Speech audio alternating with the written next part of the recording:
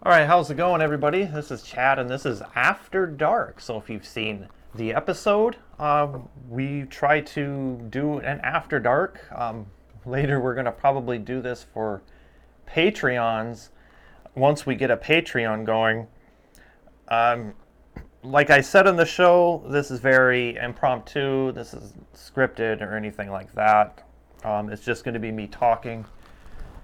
And then I've got the Spaceflight Reddit open as well. I just kind of want to talk just a bit about some things I just found. Like the Firefly is actually set. Well, okay. The Firefly is going to be a lunar lander. I want to be able to give you that context first. So we're going to have a lunar lander mission in January, just like last year. I don't know a whole lot about this. I don't know what's launching it. I'm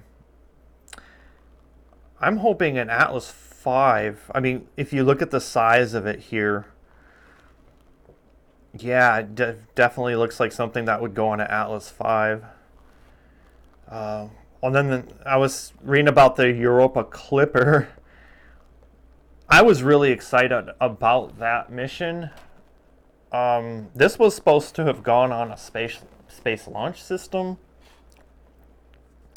So unfortunately, a Falcon Heavy launched it, which is going to force this thing to do gravity assist, exponentially lengthening the mission time. I think the original window was a 3-year mission, and it's going to be traveling 1.8 billion miles to arrive in Jupiter in 2030 and 2031. This thing was supposed to, I think it was, well, the times keep getting pushed. There was 2024, and then there was 2026. So the not so great things coming out of that. Yeah. So, oh, well, what happened here? And like I said, the show is just whatever. We'll talk about space. We'll troubleshoot studio problems. That should not be happening. Yeah. If you're new to the show,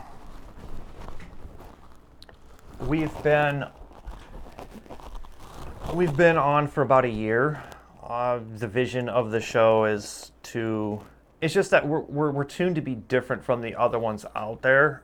So it's because we're so different that I can't explain it.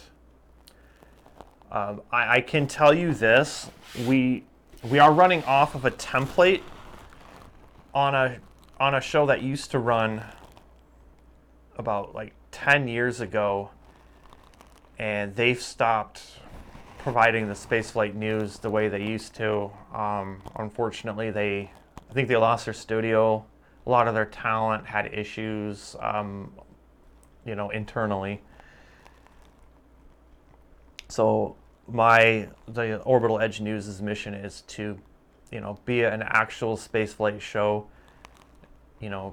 Starting with YouTube, but also hopefully to get on streaming with Roku, Plex, wherever we can reach an audience. That's where we need to be.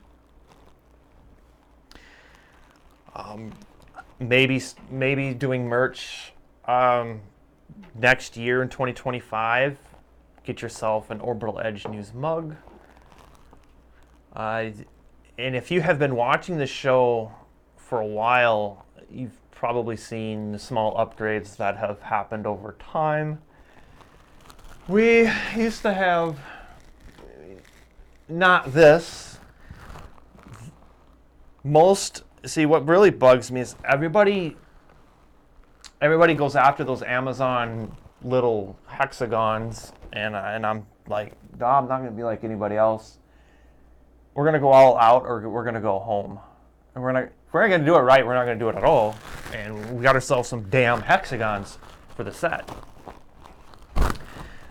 But yeah, if I could have someone turn the camera, I would probably turn it this way, because this room I'm in is a multi-set. I also do vintage retrospect, which is spaceflight history. So I will be actually standing about right here, and the camera's gonna be right there. And then there's no banner or anything like that.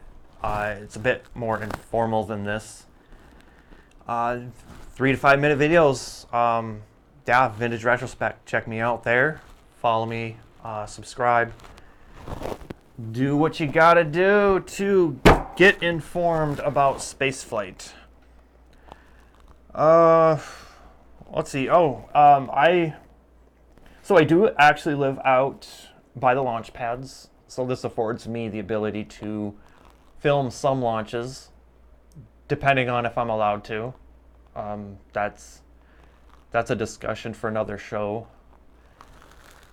But yeah, I have not actually been up close to a launch since last year. There was an Atlas V in October. It was the last launch I've been close up to. Unfortunately, they haven't been flying the Atlas V much, and nobody was allowed to see the Vulcan, United Launch Alliance's rocket. So, yeah, it is what it is, but we're of course, the increased launch cadence of the Vulcan is on the horizon. Tori Bruno has shown bunches of pictures of upper stage fuel tanks coming in now, arriving at the Cape, so we definitely got some rockets being built finally. So we have that, some more Atlas V's. We need balance. We need balance in our launches because our numbers are dipping, and I'm living proof that the numbers are dipping because I drive by and I see where people watch their first launches and stuff. It's by the river, and not a lot of people are hanging out there anymore to see a launch. It's kind of discerning, and I think I know why. It is after dark. It's definitely time to have discussions like that. I want to see spaceflight get to where it was during the shuttle era, because they not only launched the shuttle and a lot, they've launched a ton of rockets. They launched the Delta II. They launched. By the way, the Delta II had so many configurations. It's insane. That was because it's because of their solid boosters. So there would be like a 2 booster configuration, a 3 booster configuration, a 6 booster configuration, a 9 booster configuration. And then don't get me started on the Atlas V, and they have various configurations of that. Then there's the Delta IVs, Delta IV mediums, and the Delta IV heavy. And yeah, we talked about the Delta IV heavy, I think episode 6 it was, and our displeasure on how that launch was handled. But let me tell you what is coming up in the pipeline for the next month. It is actually going to be busy for Orbital Edge News because it is the end of the year. We want to do 2 shows before the end of the year. One is the top 5 things that happened in space, the good things that happened in space. And then we want to do the top 5 bad things that happened in space. So if you've watched the show all year, you're going to probably know what a few of those are.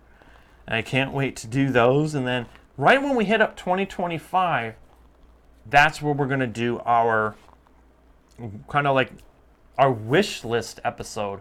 We're going to actually split the episode into 2, where half of it is what's going to happen in 2020 with space, because of course you guys are going to need to know what is actually going to happen in 2025 space. Then we're going to do a wish list portion of it where we're going to go, hey, this is what I want to happen in space. And I mean, I could probably tell you right now, this is what I want to happen in space. I want more specialized launches. We don't have a whole lot of exploration missions.